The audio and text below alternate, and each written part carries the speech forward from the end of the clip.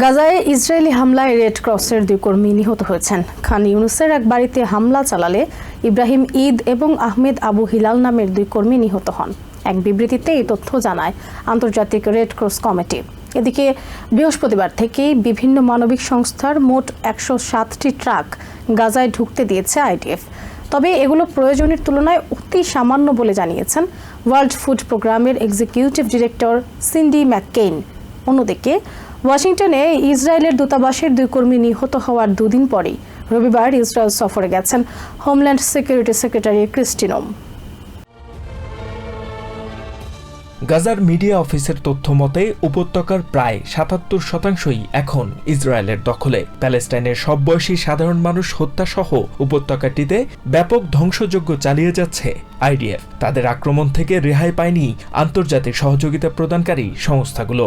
এবার এই তালিকায় যুক্ত হল রেড ক্রসও।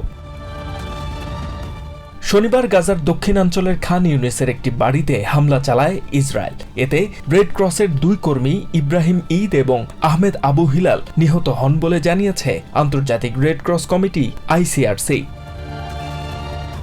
এই ঘটনায় ক্ষোভ জানিয়েছেন তাদের সহকর্মীরা।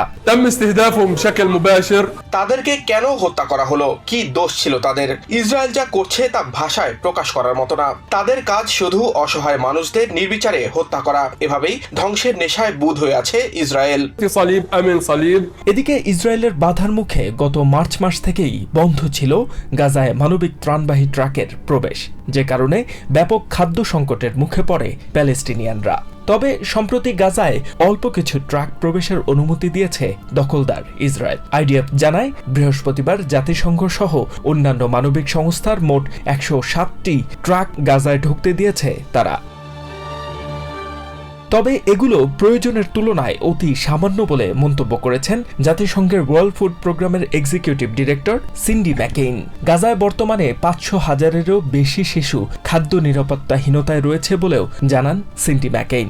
এদিকে ওয়াশিংটনে ইসরায়েলি এম্বাসির 2 কর্মী নিহতের ঘটনার 2 দিন পরেই রবিবার ইসরায়েলে গিয়েছেন হোমল্যান্ড সিকিউরিটি সেক্রেটারি ক্রিস্টি নোম। এ সময় জেরুজালেমের ওল্ড সিটিতে অবস্থিত ওয়েস্টার্ন ওয়াল পরিদর্শন করেন তিনি। HM. Ataullah, TVN 24 news desk. New York থেকে সম্প্রচারিত TVN 24 টেলিভিশন বিশ্বজুড়ে বাঙালির কণ্ঠস্বর।